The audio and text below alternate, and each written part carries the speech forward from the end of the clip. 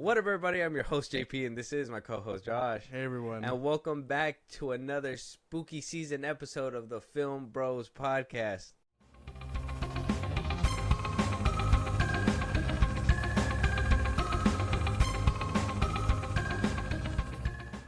What up, everybody? Welcome back to another episode. Spooky season. Scary. Yes. Hope you guys have been getting your fill of horror. I have been. I've been watching some older horror movies, a few newer ones that recently came out. A good Paramount Plus one that just recently came out, I think, is like Apartment 7A. And I think that Salem's Lot came out too, and I'm hearing good things about that. I still need to see that. I want to see that one as well. A lot of good things in the month of October. I hope everybody's getting into the festive spirit. Mm-hmm. Get your bag of candy corn and have a good time. Wait, no, you just shook your head. Candy corn. You visibly shook your head. Wait. Candy corn. All right, just so there's no miscommunication. Okay, so there's no miscommunication. The best Halloween candy out there is candy corn. No, it's good, but I don't think I could have too much of it. What? You bite it in sections. Wait. Yeah. What the hell? No. Nothing beats a Reese's peanut butter cup. Hey, peanut butter cup. Yeah. If you guys know that movie, let's know. Yeah. I would put it in the pancakes. Yeah, no. But I would say if we're talking best candy, or it's chocolate candy. Shout out to, if you know, you know. But yeah. Shout out to you guys. Yeah. But I would say it was Reese's. I don't know. Candy corn. I'm not saying it's bad, but I personally, I know I can't have too much of it. Okay, well, since this conversation is going to come up or whatever, is chocolate or candy? Is it like, what's your preference? Do you rather have chocolate than actual like hard candy? Depends on the... Because I'm a candy kind of guy. I like candy, like Jolly Ranchers, Skittles, stuff like that. I like candy. Chocolate, not really my thing. Depends on the chocolate. I will say that. Dark chocolate, god awful. No. I don't even know how people can enjoy that. You're just chewing it like... I think I just like milk chocolate, and then you know me, I'm more of like a gummy person anyway. Oh, gummy. That's candy. That'd be candy. That'd be candy, right? It's just softer candy. Mm-hmm. I don't know. It depends on the chocolate though, because I will fuck up, like I said, Reese's. Well, yeah. I mean, you could like both sides, but which one is the one you predominantly get? I guess. Like if you were to be like Reese's or gummy bears, I'd probably choose gummy bears. Gummy bears over Reese's. Yeah, okay. Yeah. That gotta be like a childhood favorite or something. Then. Oh yeah, gummy bears. Yeah. I like gummy worms. Yeah. Sour gummy worms though. I can't do like regular ones. Trolley, whatever they're called. Yeah, trolleys. Love them. The octopuses. The octopuses. Oh, dude, I love when they came out with the octopuses. It was terrible for my teeth, but I loved when they came out. They were really good. Damn. Yeah. Let us know what's your guys' favorite Halloween candy. Let us know what you think about candy corn. Yeah. What's your favorite, chocolate or candy? Or is there no difference in between the two? Let me shout out. Shout out to that question. That's a good one. Let us know. I forgot about that one. But Josh, today we got a ranking. We have a ranking today. Obviously we had one last year, right? We're gonna be doing a couple of the tropes that we did last year for Halloween. I think coming up as well for those that want to look out. We are doing a remake versus original as well. We're not gonna say which one it is right now. But we're doing one of those episodes. It's going to be good. We're doing this ranking because last year we did Halloween. Yes, we did Halloween. Michael Myers. And I think last year, I don't think we got in depth with it really. But, you know, we kind of touched up on this character because it was on the original versus remake of our last year's Halloween Spooktacular. You guys can remember. But, Josh, let them know what we're ranking today. We'll get into the questions. We'll dive deep, and then we'll discuss like which one's our favorites. And obviously, our opinions aren't the last say so, but we're here to discuss it. We are ranking the Nightmare on Elm Street saga. This is it, Jennifer. Your big breaking TV. Welcome to prime time, bitch. The saga that Robert Englund just rode on for many, many, many years. Robert Englund played Freddy Krueger for multiple years until it was stolen by, what was his name in 2010? James Earl James Earl Haley. There you go. Yeah. James Earl Haley. Obviously, he was the reigning champ of this character. Before we get into this ranking, though, one thing that I was like, I wonder what's like on your mind when it comes to this. Freddy Krueger has been an icon for years, a horror icon. Yeah. Some might say. A lot of the times when you say horror icon, a lot of people, their top three is usually Michael Myers, Freddy Krueger, and depending on that third slot is depending on you, right? Well, I would say a lot of depending people on say it really shows your age, though. I would say, yeah, because a lot of people will be like, "Well, Ghostface." A lot of other people would probably be like, "Pinhead." You know what I mean? Like Pinhead, or I would say it varies. Yeah. But I mean, do you reject all three and have your own triple, or everybody has a top three, right? Like hip hop used to have a top three. Now it's just like big icon. Yeah. If we're talking strictly if we're thinking icons, I would say Freddy, Michael, and Ghostface. Yeah. Jason, I would say used to have. I used to think Jason had the money. He was there. I would say he was there, but his dormancy has been kind of like put him away. I honestly feel Friday, like Jason and all that, has always been like a niche, like a cult kind of thing. I never felt like he was ever iconic. I don't think everybody, like, yes, he's in every story. I'm not saying that he's not a popular head, but I don't think a lot of people fucked with him. He's not that icon. Yeah, like he was just like that mask that people just like to see, right? Ghostface, I kind of felt like he made himself a name as time went on, and then he had the little slope, but then reemerged recently, right? Yeah. Freddy Krueger, same thing, like Jason, kind of went dormant and doesn't really put out a lot of movies with him or a lot of reboots, right? Jason and Freddy have been kind of quiet. I think we've already had Michael Myers back front and center. Yeah. We've had who else recently came back? Oh, Pinhead recently came back Pinhead as well. Candyman returned. Yeah, so Invisible Man. I think Freddy and Jason are the same, and they're also one of the movies in our ranking, right? Freddy versus Jason. Two icons that hit hard in the beginning, I felt, and kind of dropped down. That's why I personally don't put Freddy on my big horror icon. Yeah. It is Michael Myers for me. But on that second slot is Leatherface. I really I just feel like I kind of fell in love with him. And then Ghostface. So there's my three. That's my three. Leatherface, I kind of admit to, he's kind of like Jason and Freddy in a way where it's like goes dormant, doesn't really come back. Yeah. But a movie recently came out, and say what you want, it still kind of lived true to whatever every other Friday the 13th kind of produced. So, I'm not Friday the 13th, sorry. Leatherface, right? Yeah, man. I don't know. Okay. But those are my top three. That makes sense. What do you keep those? Michael, Freddy, and Ghostface? Ghostface. I mean, even as I would say, you don't think Leatherface is an icon in its own right? No. He's had a couple of good movies, but I would say the same thing as Jason. He probably has more negative than positive.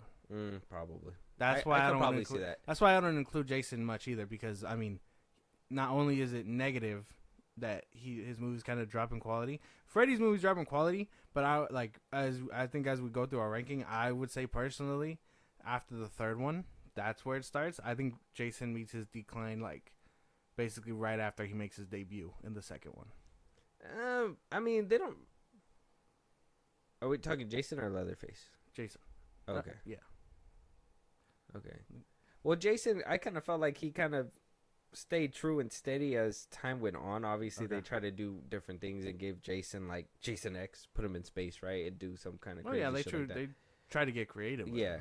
But it was at the rise of Leatherface kind of stayed the same, right? They, whatever predicament he was in, it was a group of kids, and they go wander off, kind of like what they do with Jason, but they get. I didn't even see that remake. Completely. The recent one. You seen the one with Jessica Biel? No. Dude, a great movie. That one's actually a great Leatherface. Okay. I know a lot of people don't like. I think it was the 2011 one. I know a lot of people don't like that one, but I was down for it. That one was cool too. Okay. I think it became a cult classic after the fact. Okay. I think I need to check them out fully then. If anybody wants to do a crazy like side to Leatherface kind of thing, like it's not the same. Obviously, it's not the same. What is it, universe or anything like that? But I think Wrong Turn is kind of like a good Wrong Turn. Jesus, Those bro. movies are crazy. Those movies are crazy. Fucking disgusting. I've seen them before, and they are insane. I've seen them all. I think I've only seen the third one, and that one's even vague too. I haven't seen them all. Hills Have Eyes are crazy. Hills Have Eyes. Silent Hill. Little adjacent movies to those, right? Yeah. Then you start guiding. I feel like you find your weird niche, and then somewhere along the way, it's like, oh man, how much weirder can we get? Yeah. And then you get to the Human Centipede, and it's like, man, I wish I could dig myself out of this one. Yeah, no. The curiosity got a little better of me. Yeah, this is where we gotta steer the wheel after you say Human Centipede. That's a crazy name drop. I think we've had that name drop twice in this podcast history. I don't like it. I don't like it already. But I only say that because I think horror kind of drives you down that hole. You know, yeah, you get like all how kinds much of crazy how stuff. much worse can shit get as you're scrolling through? You know what I mean? Oh, it gets bad. And then I it think leads you down that Terrifier hole. kind of upped the ante recently with that. Mhm. You know, with their kills Oh, and yeah. stuff. I think there was one where like he skinned somebody and poured salt all over him. God damn, Never seen that in real life, so that's just crazy. that's crazy. Yeah, Mhm. I know. And apparently the third one's supposed to just blow it out the water. or Yeah, whatever. apparently people were walking out in the opening, Oh my god. vomiting and shit. But you know, people pride themselves I don't on know. those things. I wouldn't pay for that ticket usually, but like if I'm sitting in it, there's got to be something very bad. But I think the threshold isn't enough to be like, I'm gonna leave. You know? I'm gonna leave. It's time for me to get out of here. No, I don't think so. I think anybody who walks out of a scary movie after you paid for the ticket, you're a pansy. Like, what are you gonna do? I got too scared. I want my money back. Yeah, I want my money back. Or, oh, thank God there's sunlight. What if you go at nighttime?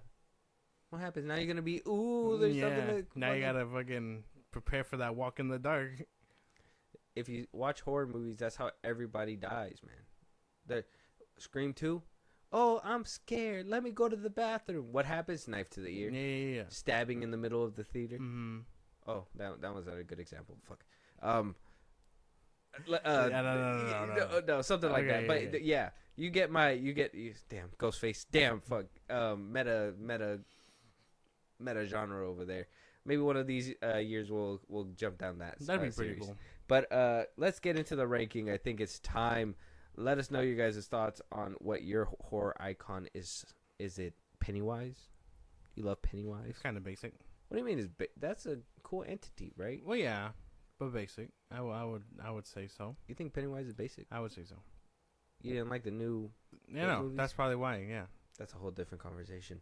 One Let that us we're not know prepared if you for. think my co-host is tripping, bro. Because Josh is on one today. He's on the bullshit.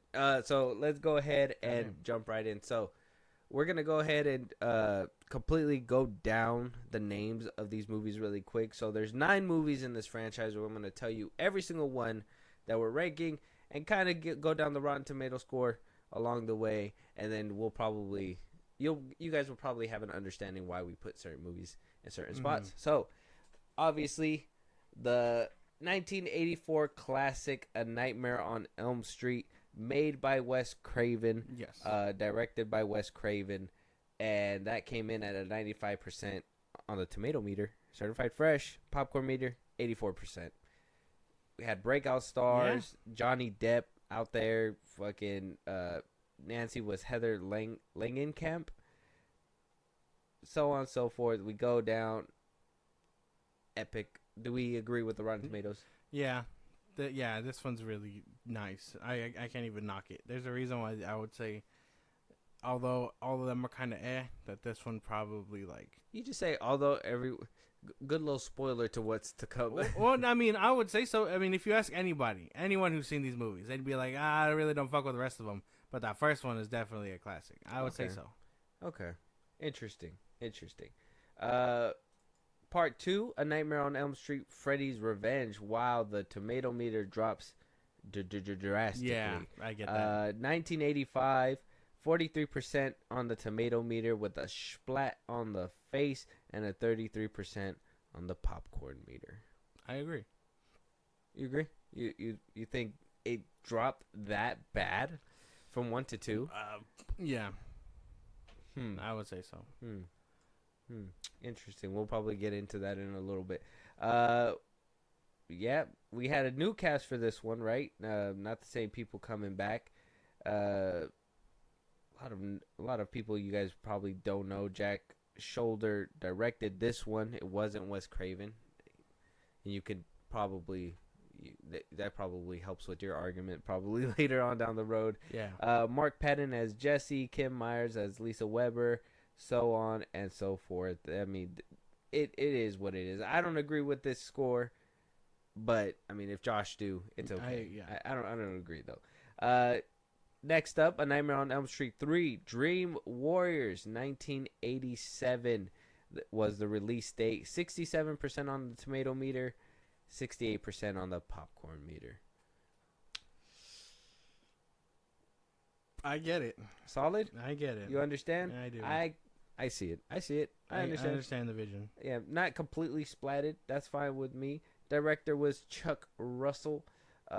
Heather Langenkamp came back as Nancy in this one. Patricia Arquette was Kristen Parker. Craig Wason as Dr. Neil Gordon. Lawrence Fishburne was in this one as Max. Yeah. I noticed that right out of the gate. I was like, young Lawrence Fishburne. Yeah, you were like, oh. Yeah. Yo, I noticed that tooth gap anywhere. The tooth gap anywhere. He had it even as a child. Yeah, he did. It is what it is. We agree with this. Great cast. I get it.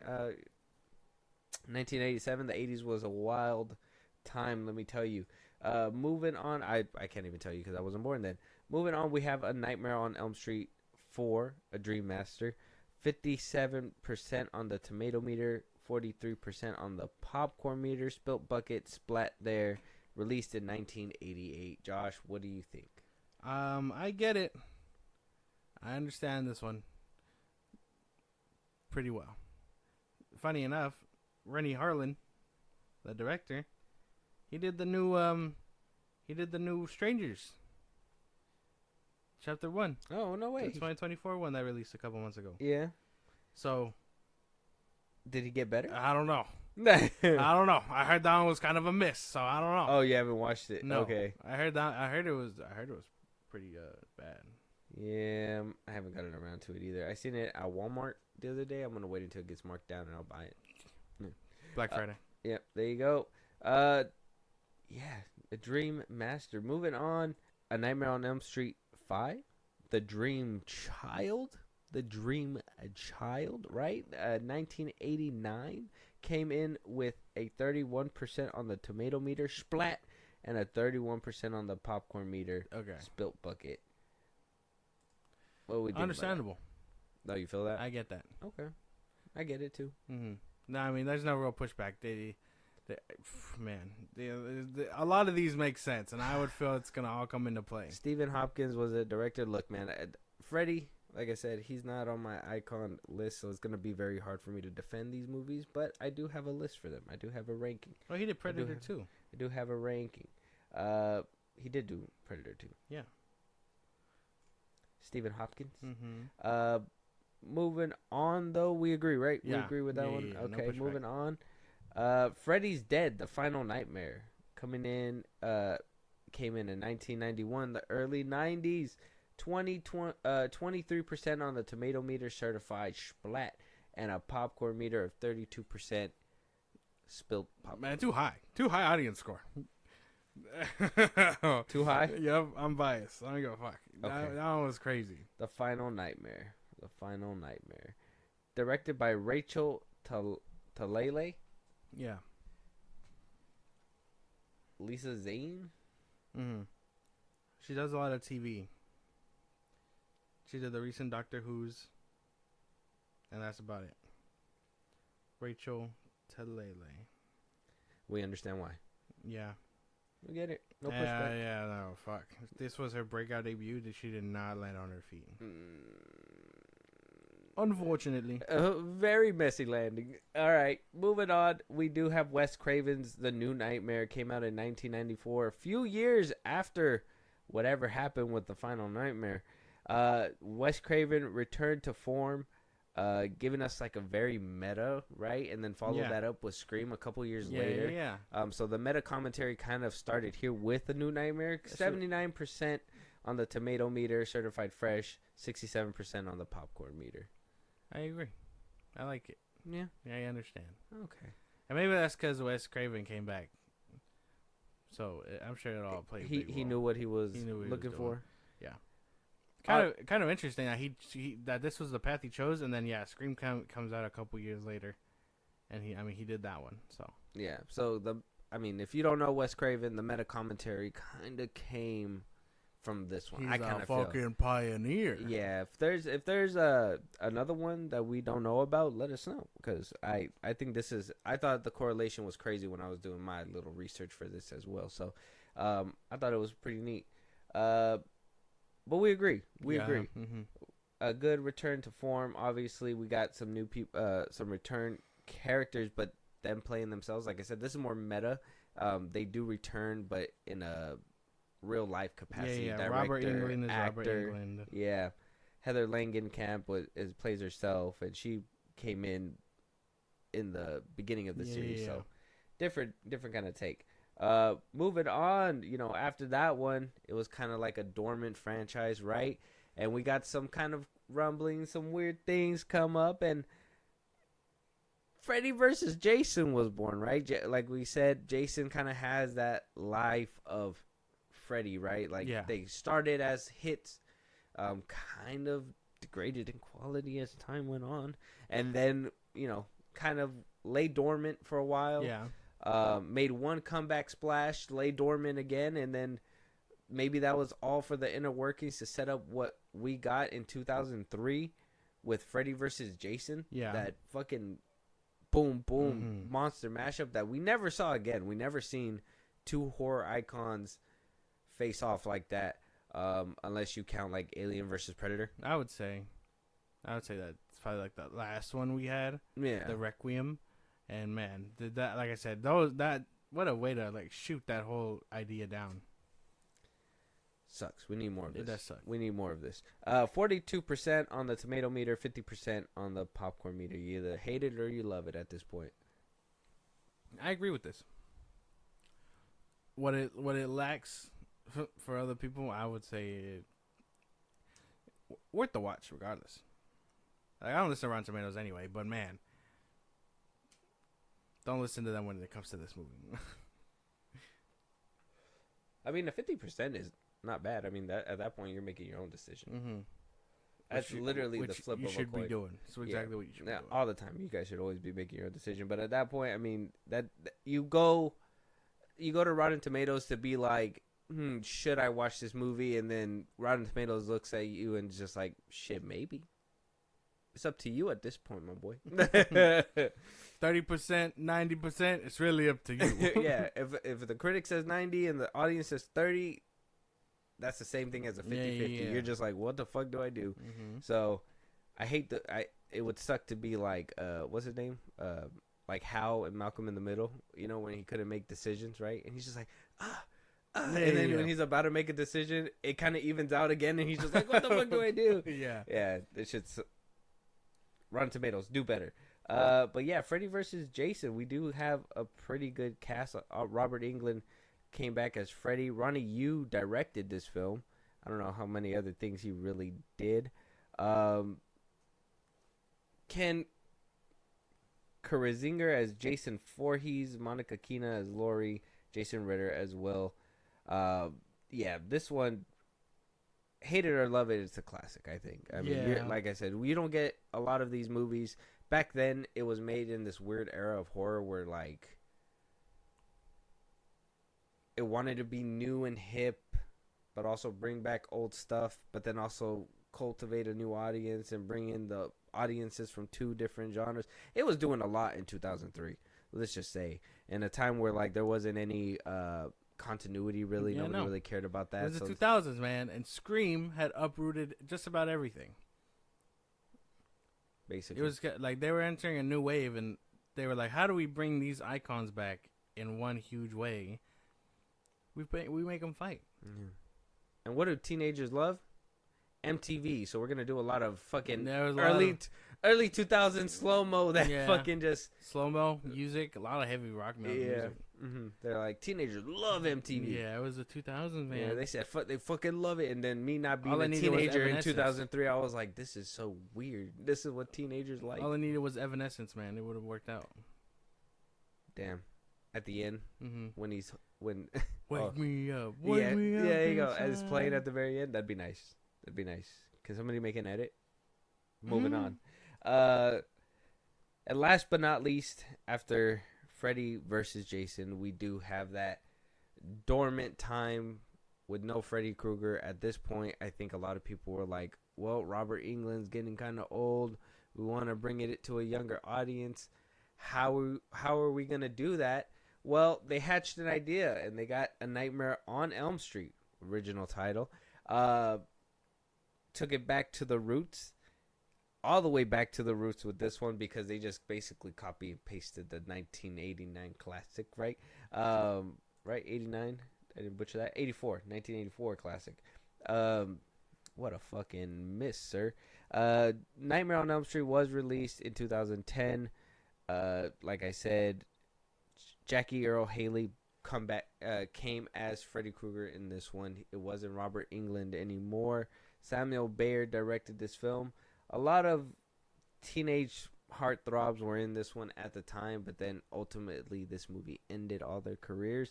Rooney Mara as Nancy, Kyle Gallagher as Quentin. He's making kind of a comeback with Smile and all that stuff, so we gotta look out for him a little bit.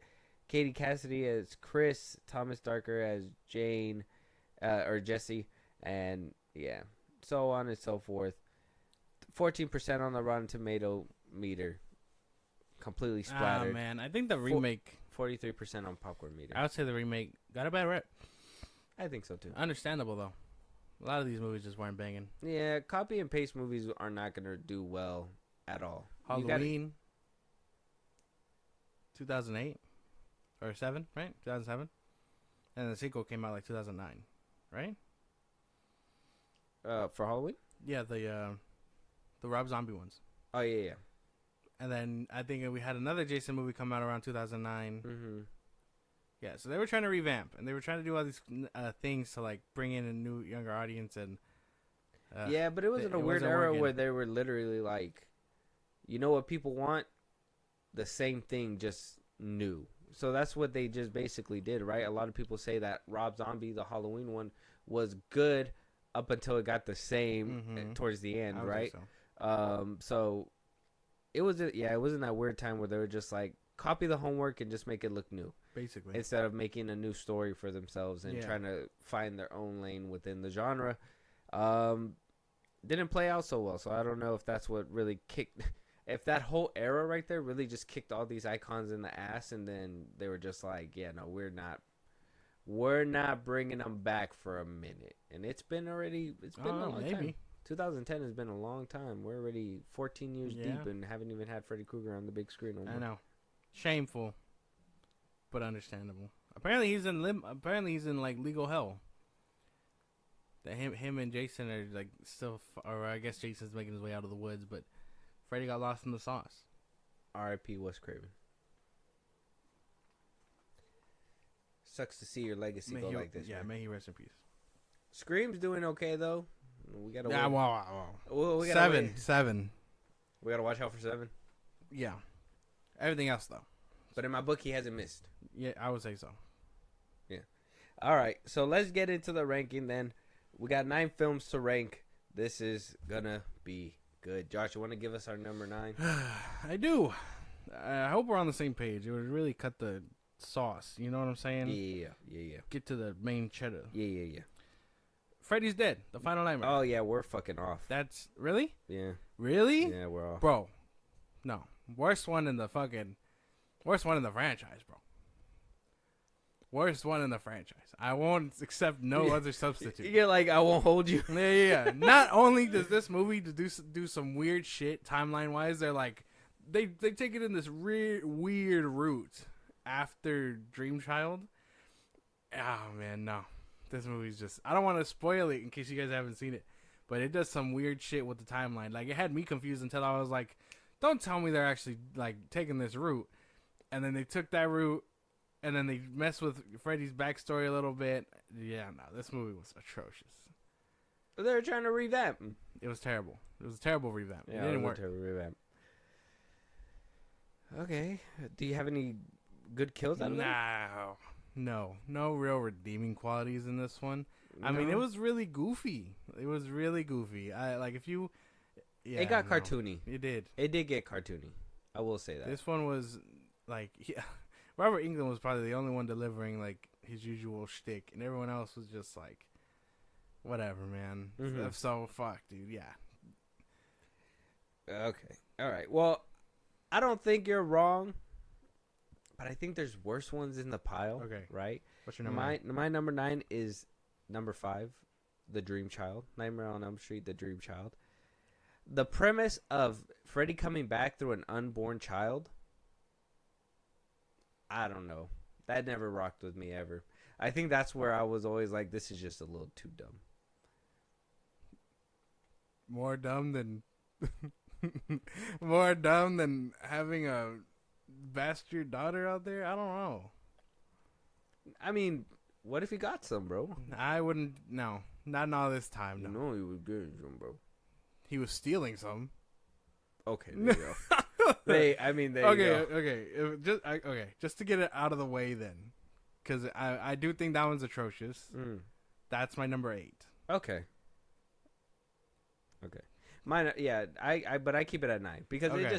I do think that whole premise is crazy, and them just following the trope of just killing off the main characters of the last movie to just bring in different characters. I thought that was like, I feel like it hit that bottom, or it was on its. I feel like it had a staggering drop Yeah, for yeah, sure. yeah. But 5 was where it kind of like that's the one that I want to skip. Okay. I mean, I understand it, but at the same time, I can't forgive it either. You know. Yeah. I will say, best part, best like I think the redeeming quality that I put it so high. This one got a little creative, and that motorcycle scene was pretty fucking cool. Okay. I really like that shit. Yeah. The dream sequences on this one do kind of bring it, but I think every single movie has that Freddy element. Some directors do crazy work with the camera, Yeah. and I think it brings it to life a little bit better. But yeah, no, this one was just not good. There was like a lot of editing issues in this one too Yeah. that was visibly noticeable. Okay. I just feel like this movie was just like the worst of the worst. Okay. But I mean, if you I put get it at 8, I guess. I understand. It's only because that kill, bro. That one specific scene, I was like, that's enough. Like if you're not in it for story, I would say just about everything that very interesting kills, very interesting premises that are explored. The only thing that like it lacks is like a new look. Okay.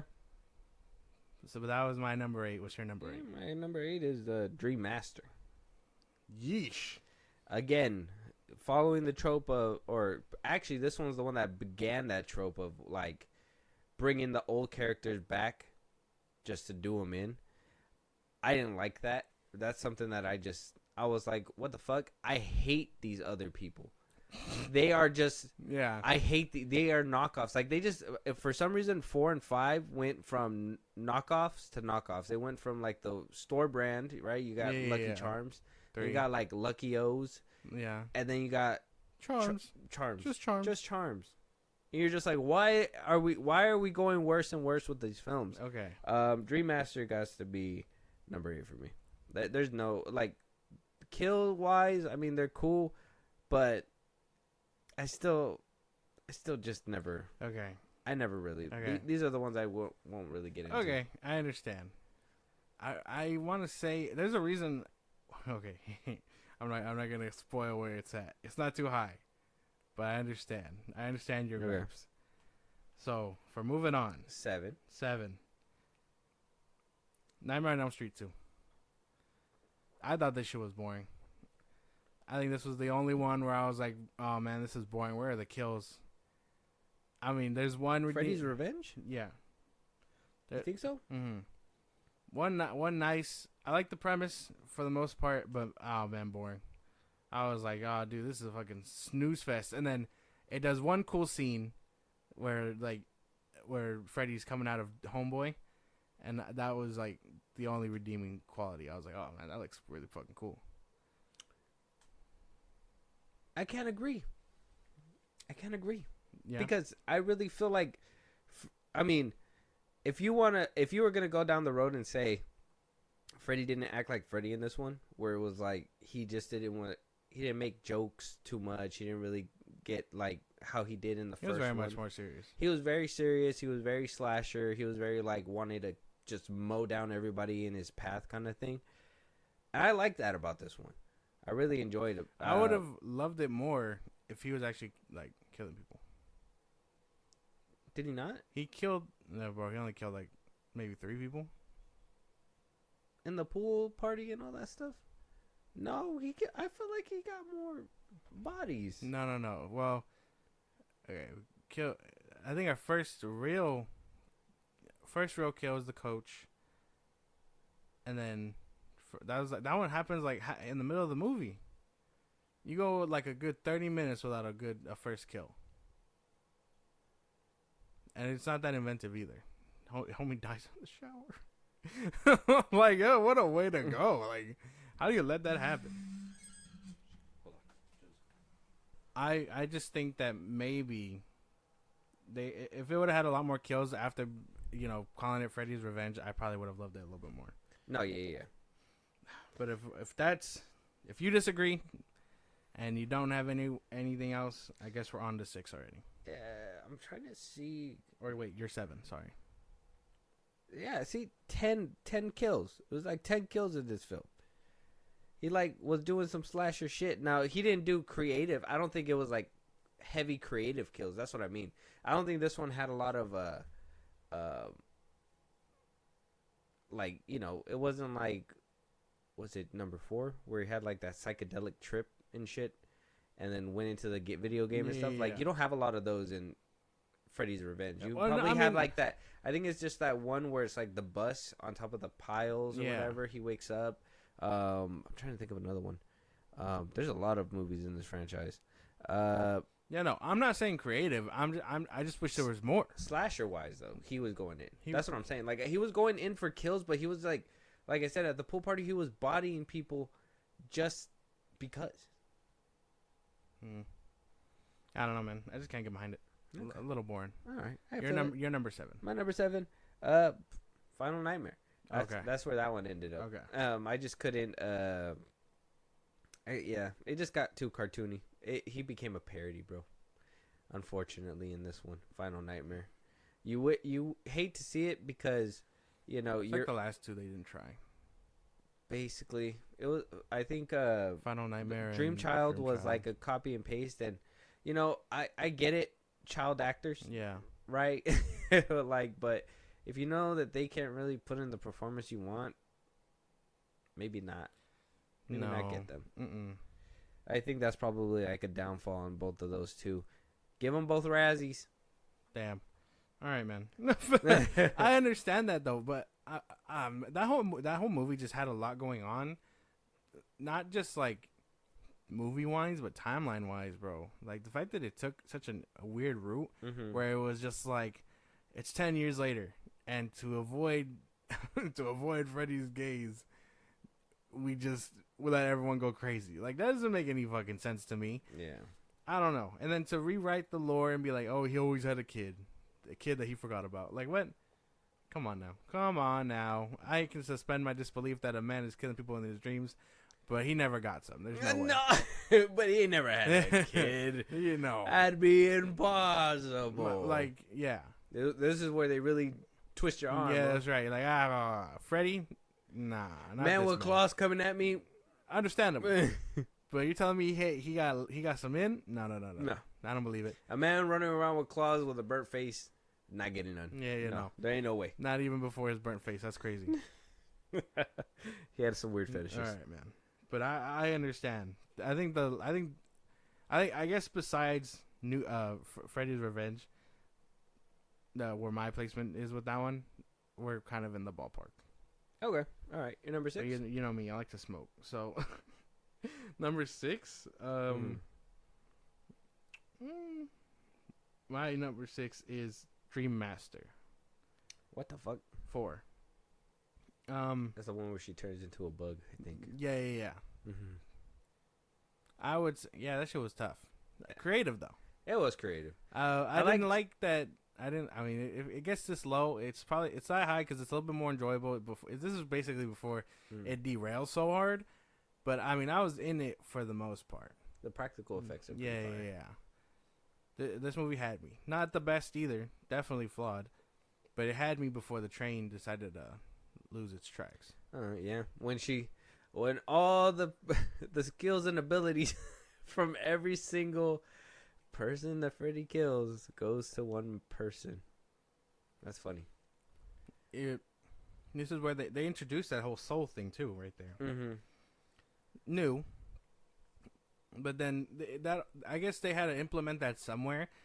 Because somewhere down the line, they're like, oh, he's actually doing it because he made a deal with some demons. Mm-hmm. I was like, what the fuck? So he doesn't enjoy this shit. No, it's a job now. Yeah. Before it was a hobby. And he's just like, if you do what you love, you never work a day in your life. Yeah, and now he's just like, oh, man, this is a fucking hobby. This is the one that it gets weird. Dream Master and Dream Child is where it gets weird. Final Nightmare gets weird too. But I do like the attempt out of Final Nightmare. That's why it's at number 7. Okay. Dream Master, I like the pool or the bed kill. Okay. That shit was cool. That's also the one where he's like, I'm not getting off this bed, and it gets lit on fire. No, that's Dream Child. That's Dream Child. Yeah, that's Dream. He jumps. Funniest shit. Funniest sequence in that whole movie. He jumps out the window, and he's like, man, fuck this. He jumps out the window, has a parachute, and he's like, I'm going to safety. And he looks up, and Freddy's up on parachute. the parachute. Yeah. He's like, I only needed you to help me get there. And he kills him anyway. I was like, damn, funniest fucking sequence in that whole movie. It gets laughably bad at the end. Well, I mean, Freddy's meant to be like a funny character too, right? Like he's meant to be playful and stuff like that. So I would understand. I mean, that's why when there is funny moments in those movies, I don't take it too bad. But it's when it gets too like, what the fuck are we doing now? Like, you know, like there's playful times. I can only suspend my disbelief. Like if Freddy did some of the shit that he did to these kids, I wouldn't even take him seriously. Yeah. I'm just like, bro, you're just killing me. I can only suspend my disbelief so much, basically. Yeah. What's your number 6? My number 6. 2010's Nightmare on Elm Street, the remake. Yeah. Huh? Yeah, you said the remake? Yeah. Why? I don't like the copy and paste factor. I don't like if I'm putting it up against the other movies in this franchise, the copy and paste factor, there is a couple interesting things like the micro naps and like what is it? Showing the backstory a little bit more of what happened with Freddy and stuff like that. But other than that, rehashing the same kills and just making them look shitty because in the first one, I mean, it's practical, right? Like it doesn't look bad, but in this one, like CGI all over the place, they got a little like too lost in the sauce, and sometimes like the main character wasn't even likable. Like I didn't really like her too much 100% most of the time. The end fight was kind of meh too. Okay. Yeah, that 2010's remake, though I like it in its own right, and I will go back to revisit all these movies. This is one of the ones that I'm just like, I don't really need it all the time. The beginning sequence is sick though. Okay. The diner. Okay. I like the diner. I'm gonna let you know right now. I think you're smoking. I am smoking that pack a little bit. That's not where I would put it. No, you don't. No, wait. Do you have some rebuttals to what I'm saying? 6? Yeah. Oh my god. Yeah, nah, man. You're like, what's underneath? Yeah. You thought this was gonna be a good conversation. I was like, wait a minute. I was expecting that one higher. I won't lie to you. I thought we were gonna be on the same page. I thought so, but man, no. I think we're done. No, no, but I would no. Because I understand that it does remake. It Although just, here getting bored because we're agreeing too much. no. I think we know where this is going. Right. Cuts to the argument. You're out of order.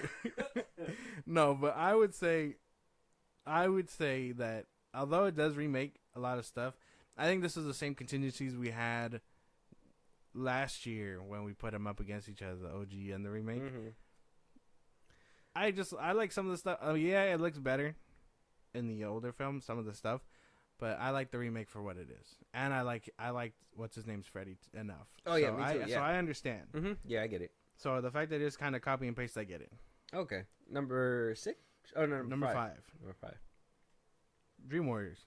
Okay. Why is that? I like this one. I actually like this one a lot more.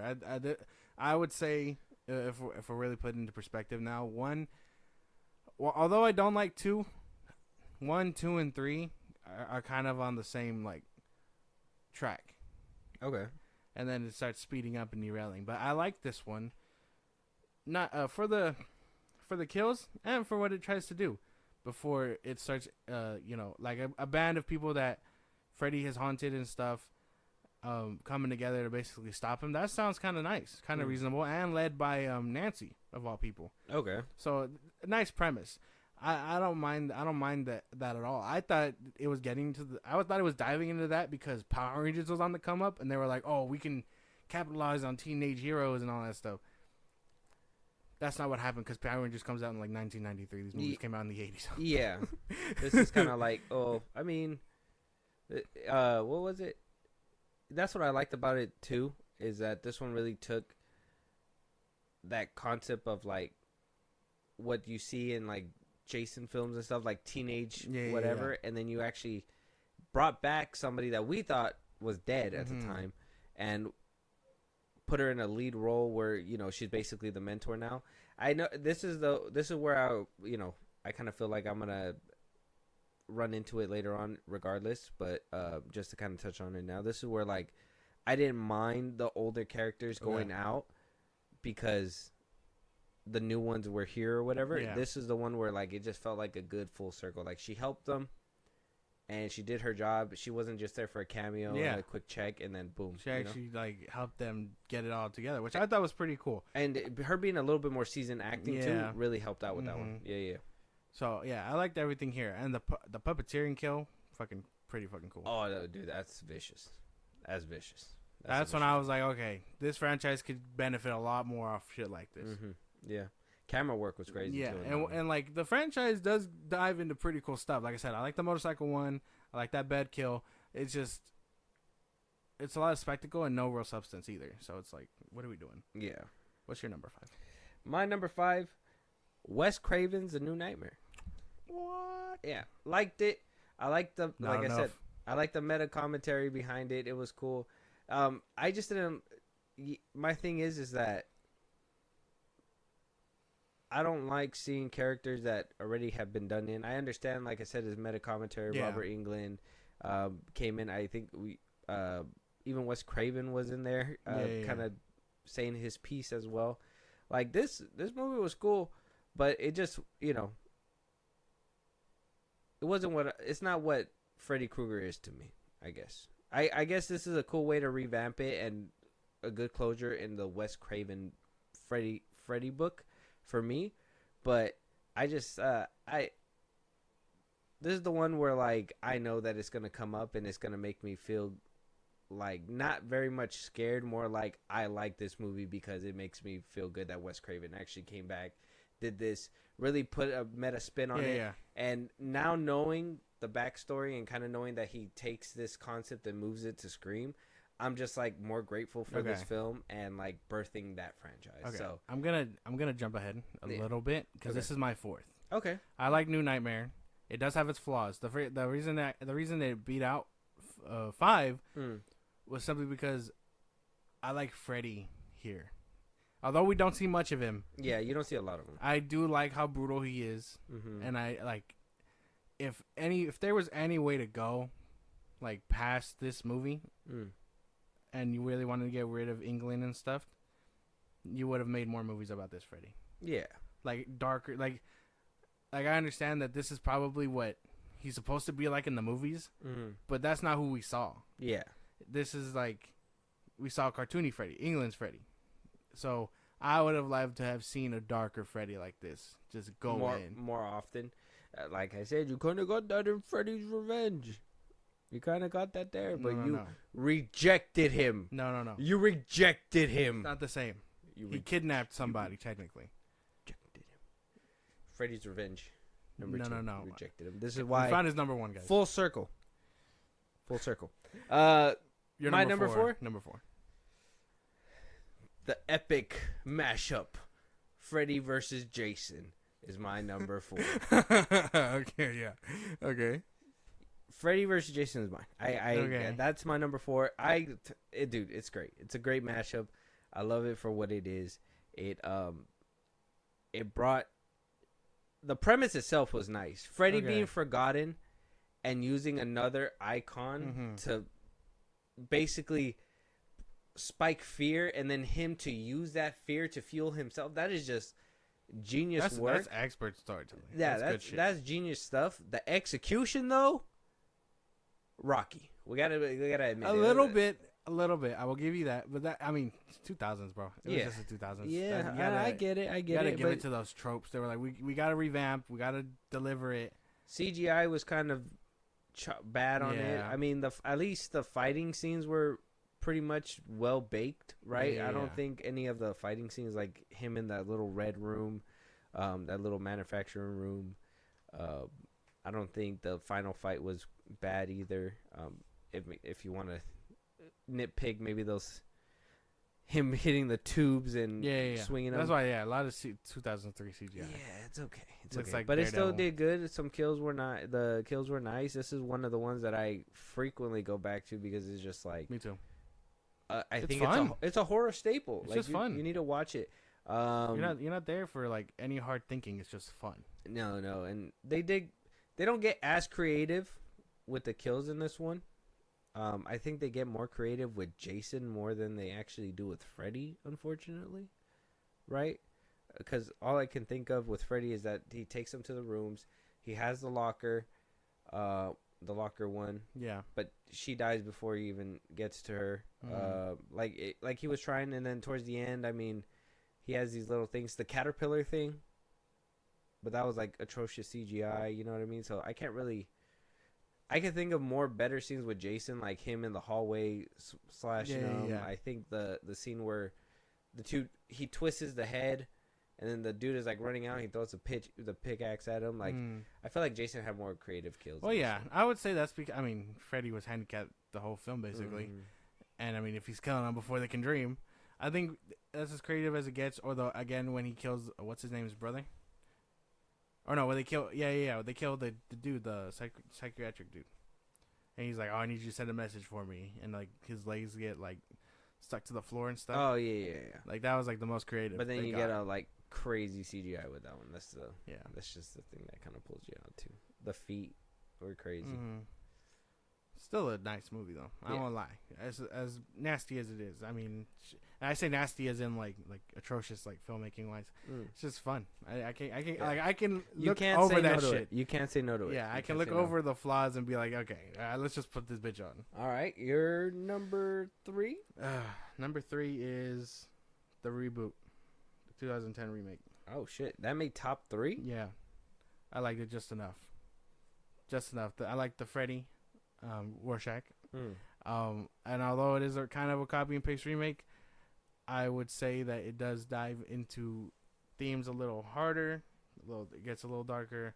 They were clearly taking aspects from Rob Zombie. Yeah. So I was down for this one. I like this one a lot. I think if you go back to when we put them against each other, you will actually see that I was rooting for that one a little bit harder. So I do like it. It does have its flaws, but it's enjoyable for the most part. Okay. Damn. Damn. Wonder where some movies are gonna land now. Damn. It's crazy. Your number 3? My number 3, Stream Warriors. Nightmare on Elm Street 3. Okay. I really like that one. Like I said, I think it has some creative stuff. The needle syringes, that scene where he's swallowing up the chick while she's laying flat. Yeah. Like, there's way better stuff. Like I said, that mentorship was nice. I really like her kind of passing the torch in a very respectable way within the film. I do think that it does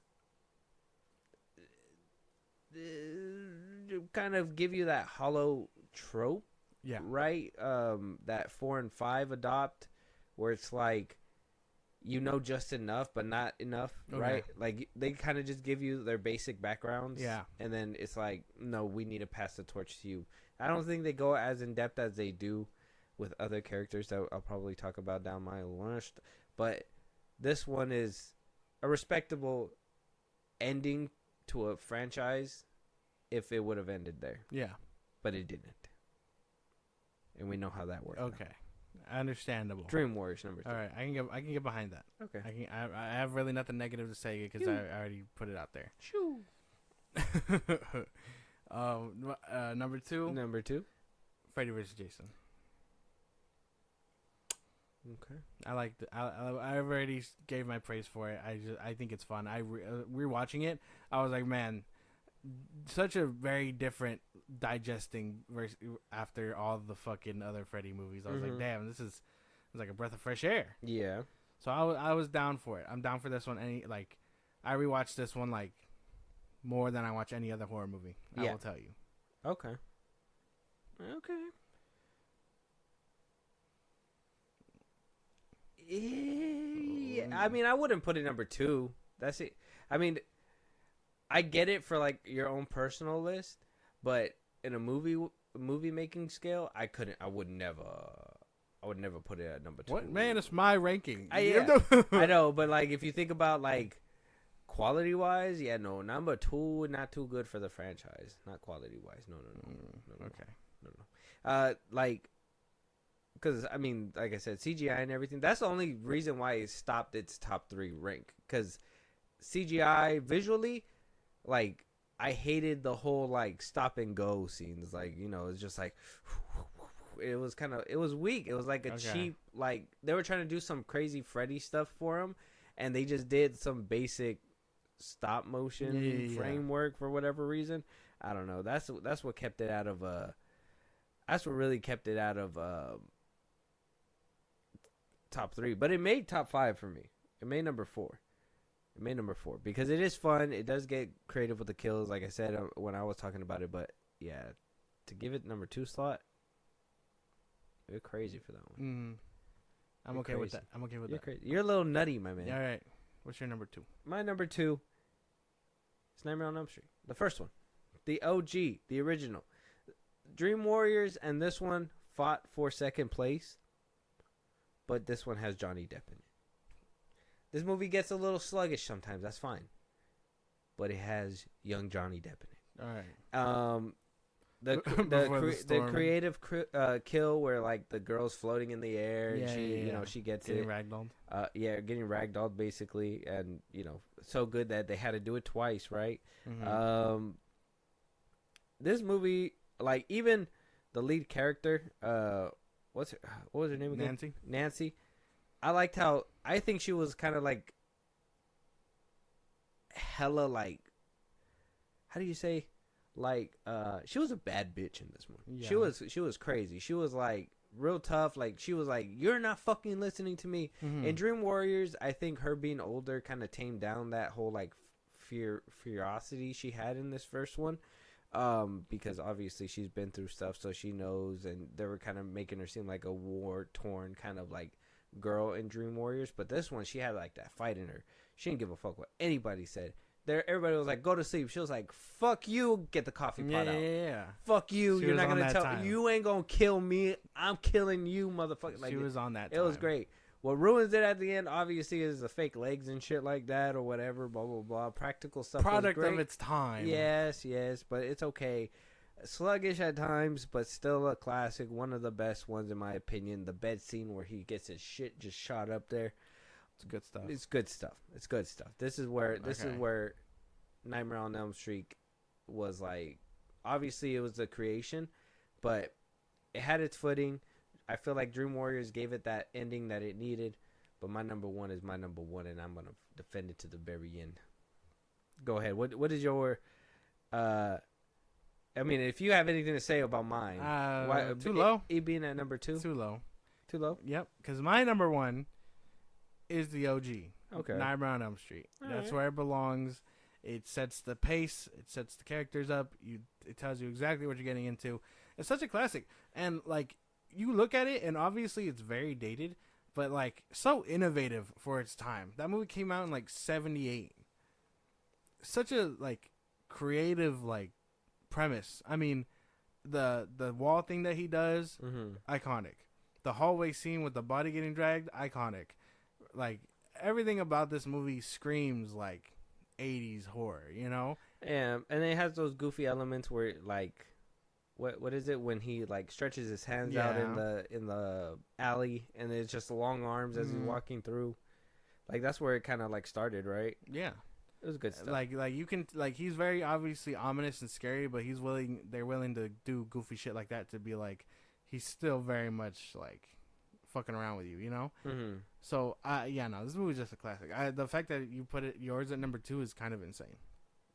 But we know what your number one is. Yes, my number one is Freddy's Revenge, Part 2. Like I said, this is where that dance between goofy and aggressive just didn't happen at all. He just was pure aggression in this one. Yeah. I like how you said in A New Nightmare, it was kind of like that aggressive dark Freddy that you wanted, but he also had the humor in A New Nightmare.